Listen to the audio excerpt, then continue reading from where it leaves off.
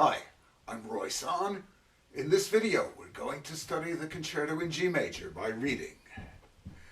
At first glance, this music looks like it was written in the classical period, the period of Mozart and Haydn. However, I looked up Oskar Riediing in Wikipedia, and to my surprise, I learned that he was born in 1840 and died in 1918. So most of his music was written in the late 19th century. Mozart, Haydn, and Beethoven were long gone. The music of his time was written by Wagner, Tchaikovsky, and Mahler. And if we look at the music, we see the evidence of that. We see lots of crescendos and diminuendos and retards and changing dynamics. And once we start playing this piece, we find lots of dramatic contrast from one section to the next. And the music seems to demand that the tempo change from one section to the next. So, let's go ahead on that basis and see where it takes us. The music begins in a singing style. We can achieve that, first of all, with our choice of tempo, not too fast. We need to allow the music time to sing. In fact, we need to allow the 16th notes time to sing.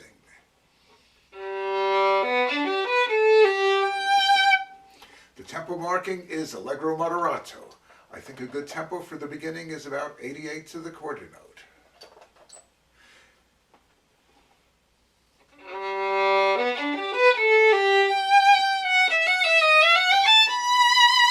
Give the first note its full value, a full quarter note. And now listen to the little melodic shape of the 16th notes right at the beginning.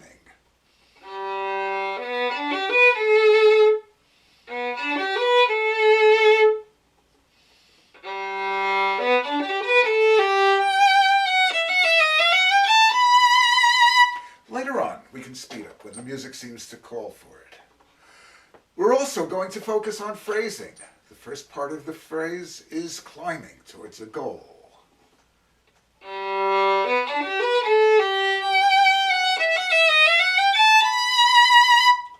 This is the goal, the high B. So leave room to make a crescendo in that half measure leading to the B.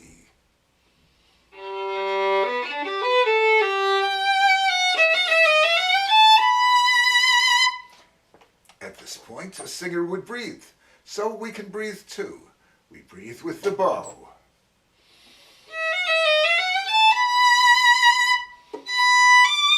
There's a little lift of the bow, and then we start fresh. Forte.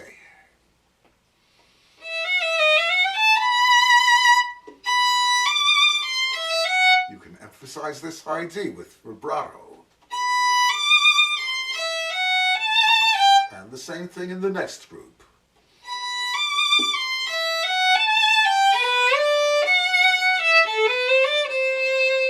And then we come down the hill, back to where we started.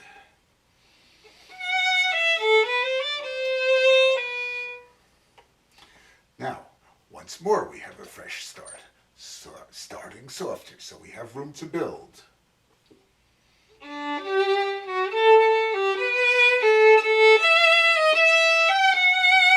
And this is where the tempo can start to move ahead. So by the time we reach the next section, we'll be at about 100 to the quarter note.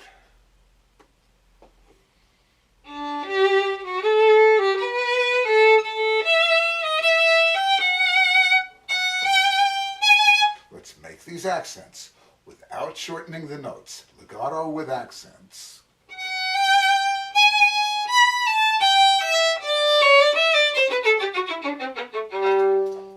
Section ends with an elegantly executed spiccato scale with a beautiful diminuendo.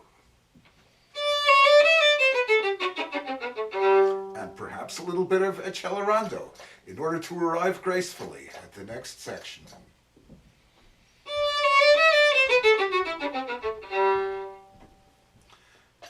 Now the tempo is definitely faster.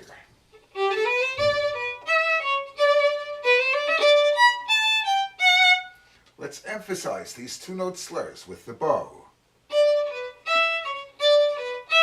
It's not enough just to change the bow this way. We need to add something to that.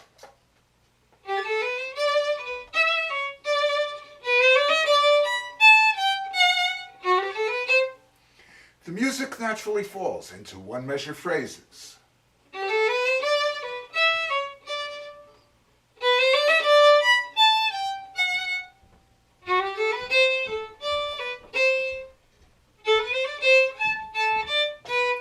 But that gets irritating pretty quickly. We need to establish different layers of phrasing. In other words, the one-measure phrases combine into two-measure phrases.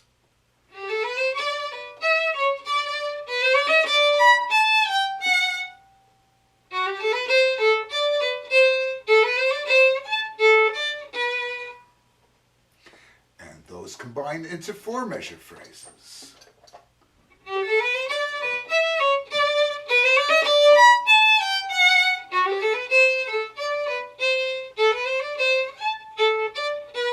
In fact, we can use this harmonic to highlight the end of the four-measure phrase. And now, the next four-measure phrase is going ahead to the next section.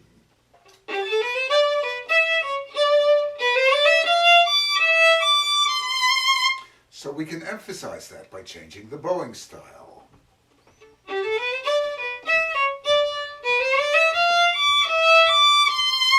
So all of a sudden, the bowing is more legato and more intense, and we know that something new is happening.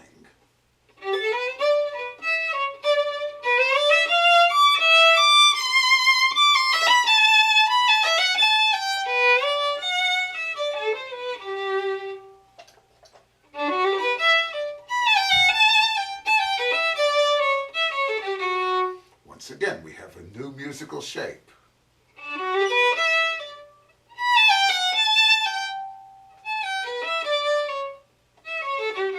And once again, the small phrases combine to form larger phrases.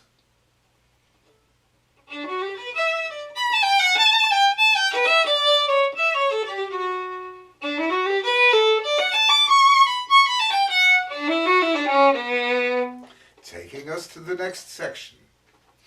I feel that this is where we need to pick up the tempo.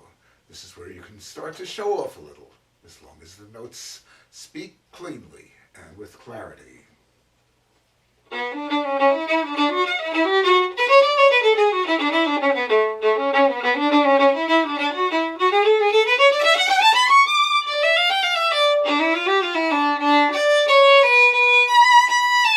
you can really let go in this passage. Live it up.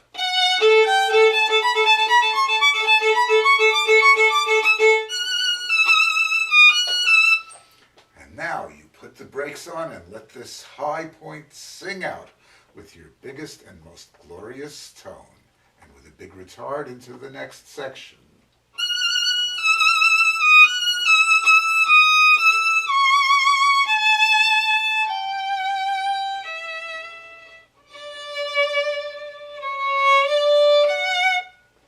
We've arrived at the second theme. We're back in the slower tempo, and the dynamic marking is piano. Find a soft sound that's gorgeous, expressive in singing.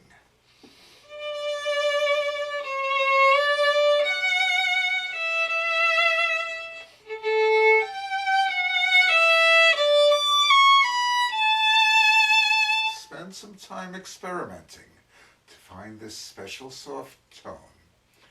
We need to become hypersensitive to just how much bow pressure we're using, and how much bow length we're using, and what part of the bow we're in, and also what the vibrato is doing.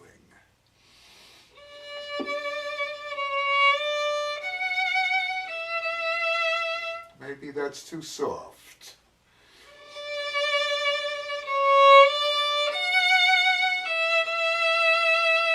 Let's try it a little louder still.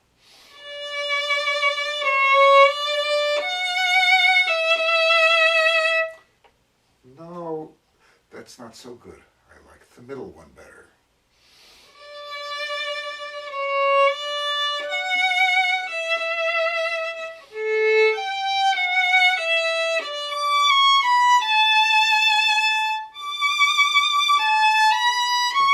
I would not go to forte over here, even though it says so in the music. I would keep it all relatively soft. piano, or maybe a tiny bit more.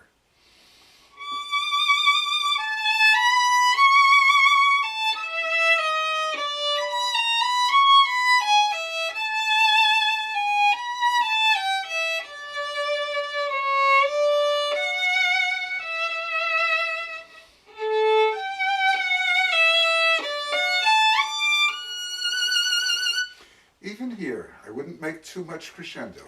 We're definitely not at maximum volume.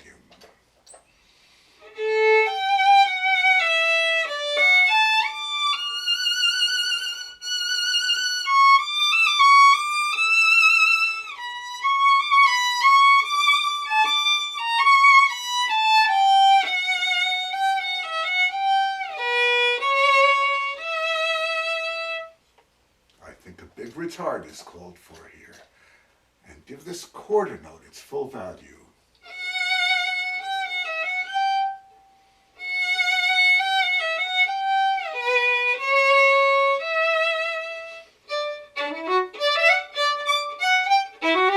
Now we're back in the faster tempo, light and happy and brilliant. Show how fast and clean you can play. But remember, it's not enough just to play fast. It needs to be clean, and it needs to sparkle, and it needs to be precise rhythmically, right in the groove.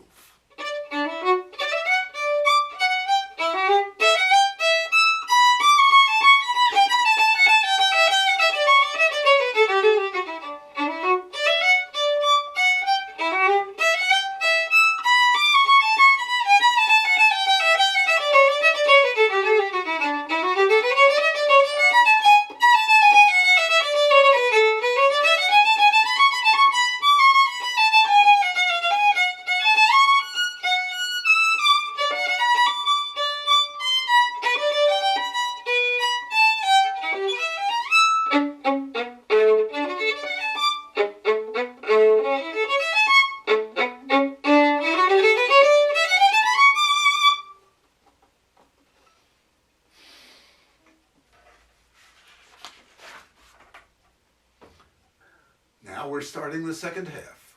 Once again, we're in the slower tempo, just like the beginning.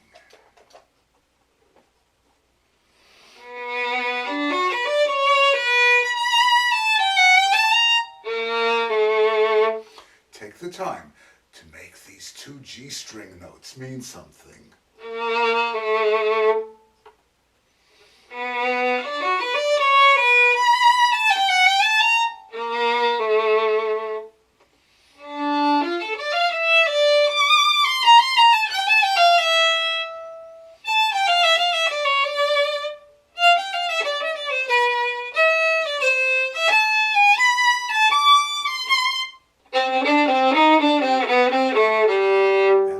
Take the time to make this triplet passage special, strong, accented, and heavy. Once again, we take advantage of the G string.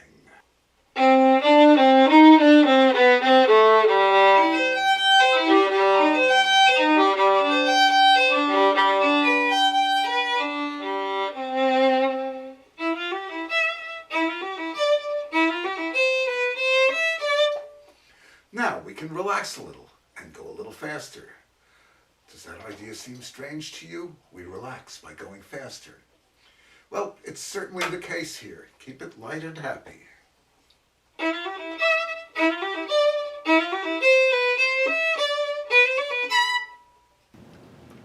We're back in familiar territory now, so I think this is a good place to stop. We've covered all the main issues of this movement. I hope this has been helpful to you, and I look forward to seeing you again next time.